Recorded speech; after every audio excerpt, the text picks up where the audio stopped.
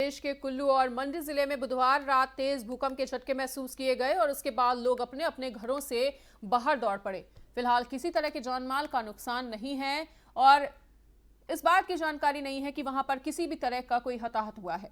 राष्ट्रीय भूकंप विज्ञान केंद्र के मुताबिक भूकंप रात 9:21 पर आया और रिएक्टर स्केल पर भूकंप की तीव्रता 4.1 मापी गई। भूकंप का केंद्र मंडी से 27 किलोमीटर उत्तर पश्चिम में जमीन से 5 किलोमीटर की गहराई में था और बताना चाहेंगे कि इससे पहले आज बुधवार सुबह ही अरुणाचल प्रदेश में भूकंप के झटकों को महसूस किया गया था। ये झटके सुबह करीब 9:55 पर आए थे और भूकंप की तीव्रता रिएक्टर स्केल पर 3.7 थी। नेशनल सेंटर फॉर सिस्मोलॉजी के मुताबिक भूकंप का केंद्र अरुणाचल के बसर से 55 किलोमीटर दूर 10 किलोमीटर गहराई में था और इससे पहले मंगलवार को महाराष्ट्र के कोल्हापुर में भी भूकंप के झटके महसूस किए गए थे।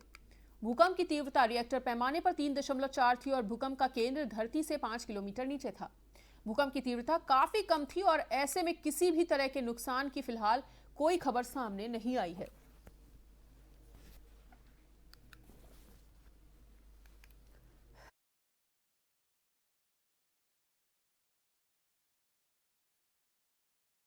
देश की राजधानी दिल्ली समेत उत्तर भारत में मौसम करवट लेते हुए नजर आ रहा है और तापमान में गिरावट के साथ अब ठंड भी महसूस होने लगी है।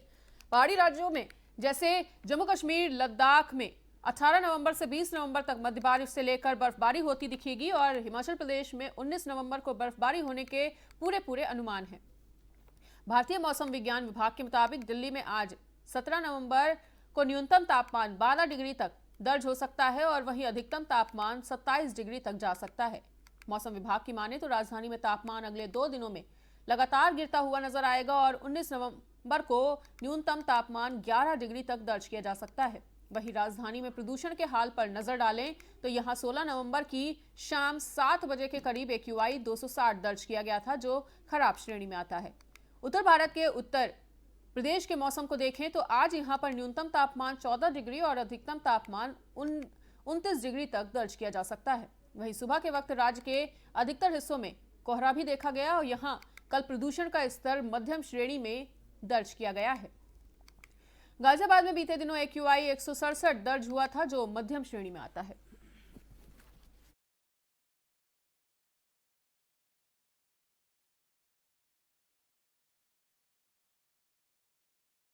सरकार में उप मुख्यमंत्री और आप नेता मनीष सिसोदिया ने भी बीजेपी पर तीखा हमला बोला है और उन्होंने बीजेपी पर हमला बोलते हुए कहा कि बीजेपी लोकतंत्र की लूट कर रही है। आइए आपको सुनवाते हैं कि उन्होंने क्या कुछ कहा। भारतीय जनता पार्टी की पुलिस मिलके आम आदमी पार्टी का अपहरण करते हैं और फिर उसका कैंडिडेचर वापस करवाते हैं, उसका नामांकन वापस करवाते हैं। ये मुझे लगता है भारत के इतिहास में पहली बार ऐसा हुआ है। चुनाव आयोग को इसको बहुत गंभीरता से लेना चाहिए और इस पर तुरंत कार्रवाई करनी चाहिए। उसका इस तरह की हरकत को रोकना चाहिए।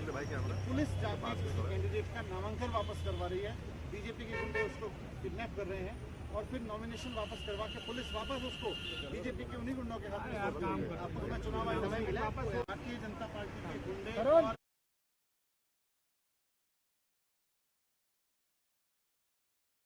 हरियाणा के उप मुख्यमंत्री दुष्यंत चौटाला ने प्रेस कॉन्फ्रेंस कर शराब एक्साइज ड्यूटी में हुए इजाफे की जानकारी दी है और उन्होंने कहा है कि मौजूदा साल में एक्साइज ड्यूटी में 23% का इजाफा हुआ है। साथ ही उन्होंने 2022 के अंत तक 95 करोड़ के राजस्व का अनुमान जताया है। आगे उन्होंने क्या कुछ कहा वो भी सुनिए।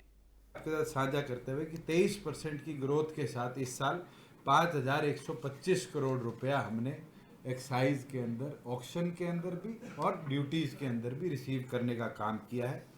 जो हमारी कमिटमेंट थी, हमारी तमाम डिस्टिलरीज, तमाम बॉटलिंग प्लांट आज के दिन CCTV मॉनिटर्ड है 24/7 विद बैकअप्स और केवल मात्र डिस्टिलरी या डिस्ट्रिक्ट लेवल पर नहीं, आज उसका कंट्रोल रूम हेड ऑफिस में भी है कि हम पूरे टाइम उसको मॉनिटर भी कर सकते हैं, उसको देख भी सकते हैं। लास्ट जो हमारी एक्साइज पॉलिसी थी उसमें एक हमने ऐतिहासिक कदम उठाया था जो कि देश में किसी ने नहीं अपनाया। वो है कि हमारे जितने वेंड्स हैं उनके अंदर POS system, point of sale system लगाया जाए।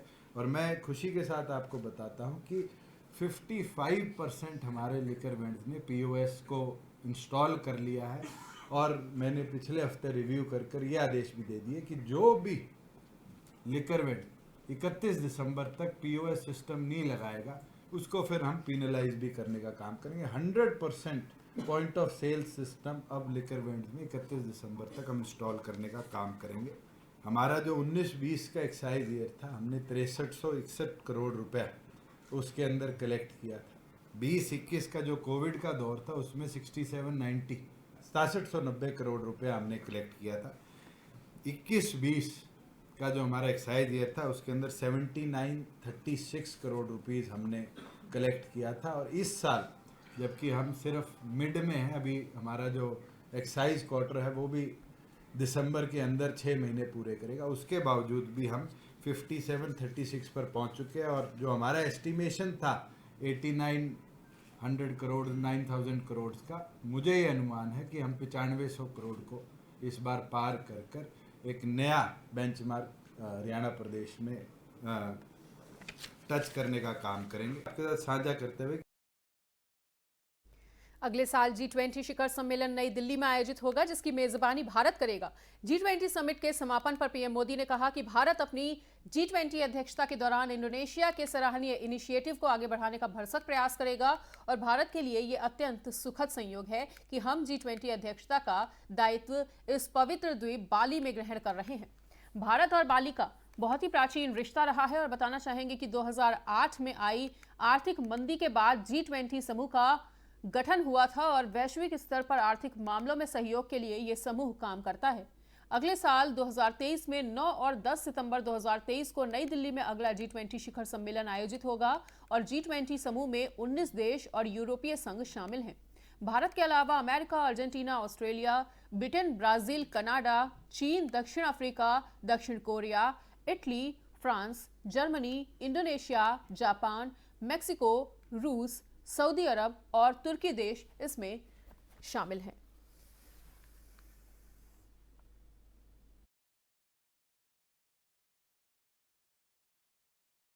फिलहाल इस वक्त के बुलेटिन में इतना ही। प्रदेश और दुनिया की तमाम बाकी खबरों के लिए देखते रहिए FM न्यूज़।